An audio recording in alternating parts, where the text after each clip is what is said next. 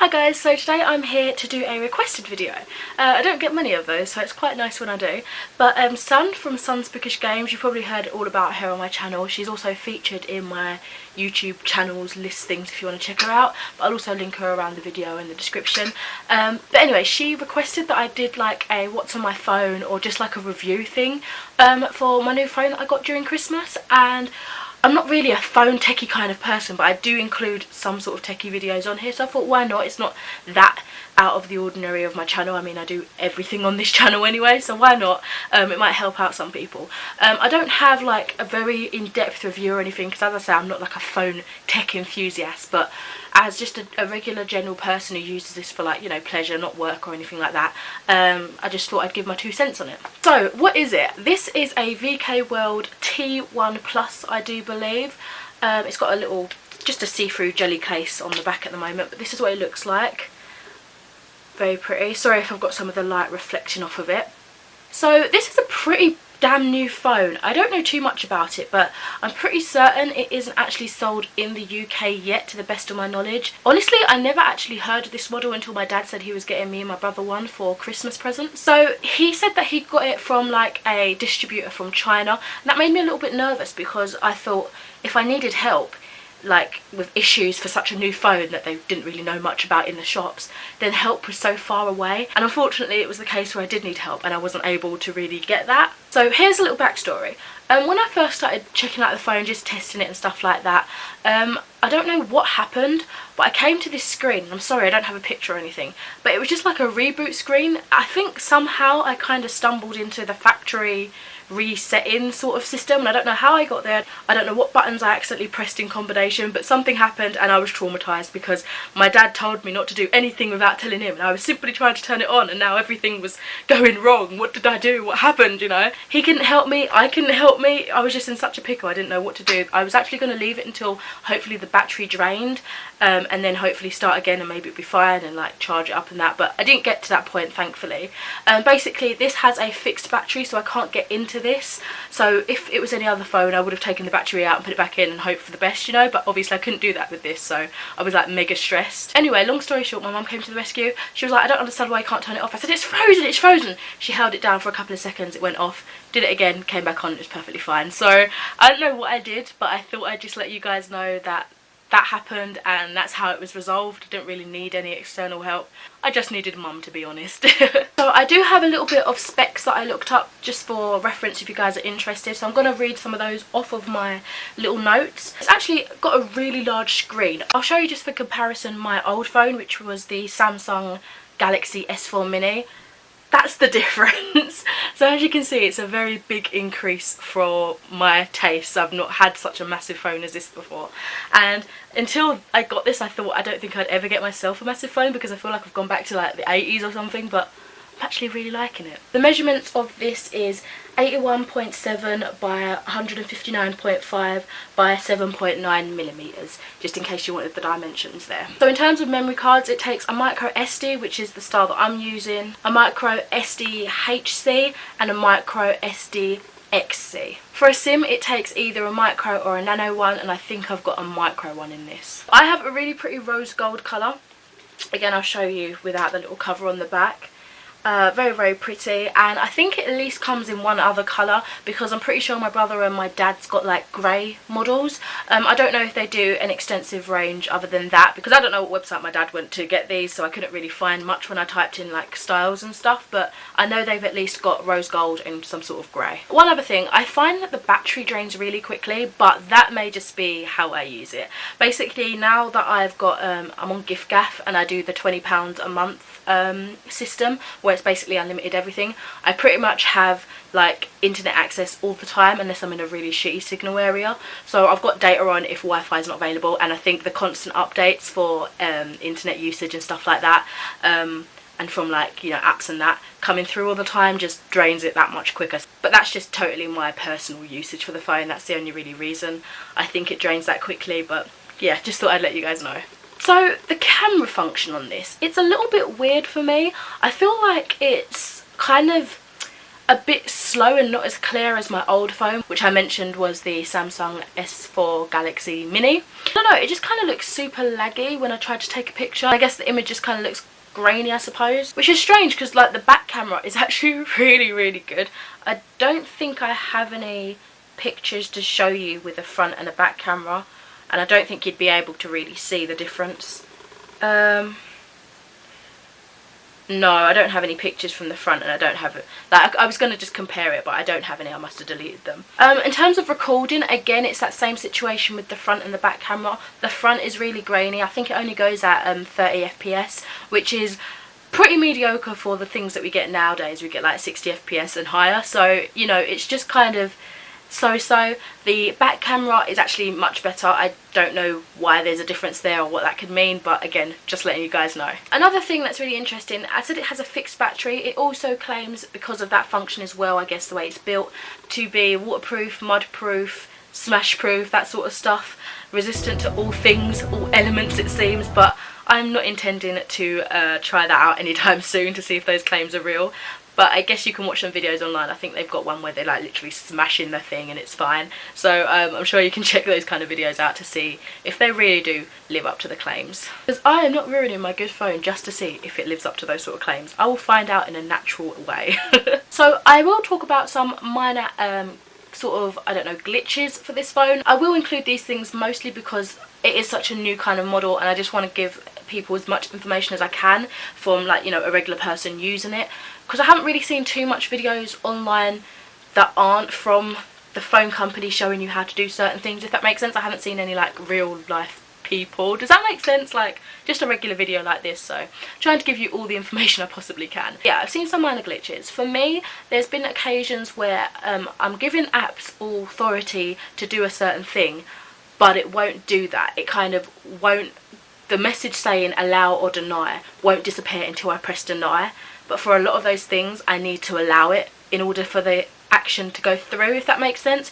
For example, there was an occasion where I wanted to post a picture to Twitter, but it wouldn't let me, and I don't know why, but that's all been like resolved now. It let me go through the task of allowing it to do so. And then there was another case, for example, when I wanted to share an Instagram picture to Twitter, but every time Twitter loaded up, it would say error occurred. That seems to be working fine now, and I've logged in and it can automatically send through when I want it to. So again, I think it's just kind of a little bit playing about with it, see like backdoors through certain situations and just other ways to sort it out, you know. I do find that mine comes off of mute often, which is really annoying because obviously I have lectures and stuff, and it's just awkward when your phone goes off and everyone looks at you, especially if it's kind of loud. But I think I've sussed it out, so I'm not sure how well you can see. But when I scroll down, I have these options here which basically say, you know, sound, vibrate, silent, that sort of stuff. It's under the heading audio profiles. But when I click it and that comes up and I put it on silent from that screen, it seems to bounce off more often than when I do it this way. So this way that I'm about to show you seems to be the best route to keep it on silent until I decide otherwise. So I hold the sort of, that's wrong. I hold the on off button down a little bit, and when I get to this screen that says shut down, reboot, that sort of stuff, I go to mute here, and that seems to like mute everything properly. Even though it looks like the notifications bell, it seems to keep everything silent.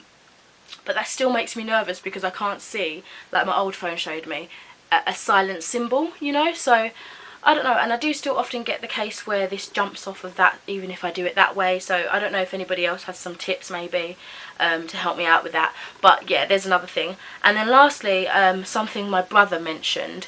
I think he's got it sorted out now, but I just wanted again to mention it. Sometimes he finds that when he turns his phone off and then back on like the next day or whatever, the apps aren't in the same place, or they disappear entirely from the screen. Apparently it's had something to do with like the stock launcher not recognising them or something like that. And apparently launchers like Go Launcher don't do that situation. It stays there, everything's normal how he left it when he turned it off. Anyway, if you do have any advice to those like previous problems or whatever, then feel free to let everybody know and share your information and stuff. I don't really know what else to say now in terms of an actual review, but I like it a lot, and I guess we'll go on to the what's on my phone portion, I suppose.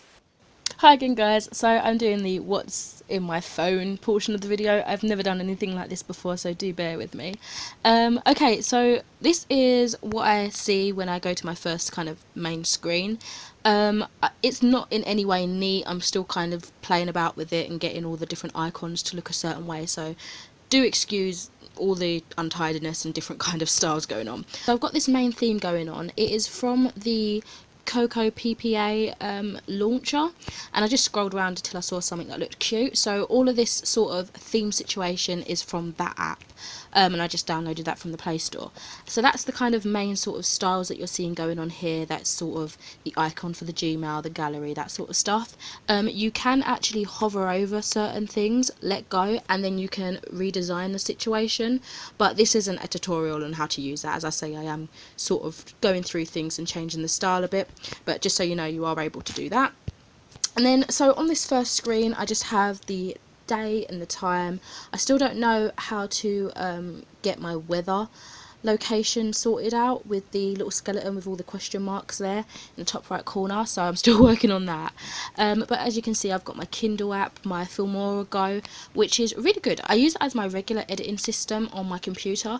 With this one, you don't actually have a watermark, but at the end it does have its random little Filmora Go app sort of thing at the end.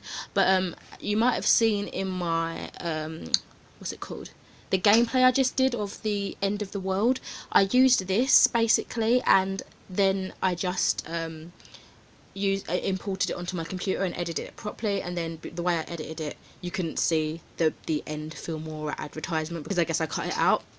But yeah, that's really good. I find that with the AZ screen recorder, which is what I'm using now, and which is what's next to the Filmora Go, I can't actually see any of those files when I connect my phone to my computer. So I've figured out that I have to save the file into an editing system such as Filmora, just so it appears on my computer, and then I go ahead and edit it properly on the computer.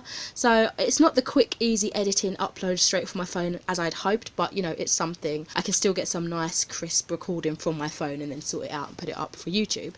And then just next to that, I've got my simple notes where I have all my to-do lists, all the sort of things I want to remember. And then I've got my email, which I don't use. I mean, I don't use the app for that because, yeah. And then I've got gallery, YouTube, calendar, which again I don't really use, Play Store, my music. Don't have any music on here as of yet, but I don't know if I'm going to be using that anytime soon. My contacts and my maps, which I don't really use. And then the main kind of 5 sections at the bottom, with the telephone and like the anchor and that in the world, they stay for the whole, like no matter where you move the screen, they stay. So down here again, it's just kind of like my phone call logs and that. Next to it in the purple cloud with the green glittery sparkly stuff is my messages. This anchor here takes me to where all my apps are, so if for some reason I don't have them showing on my main screens, I can either install them, like I can put them on there if I want, or I can just, you know, click on it that way, if that makes sense.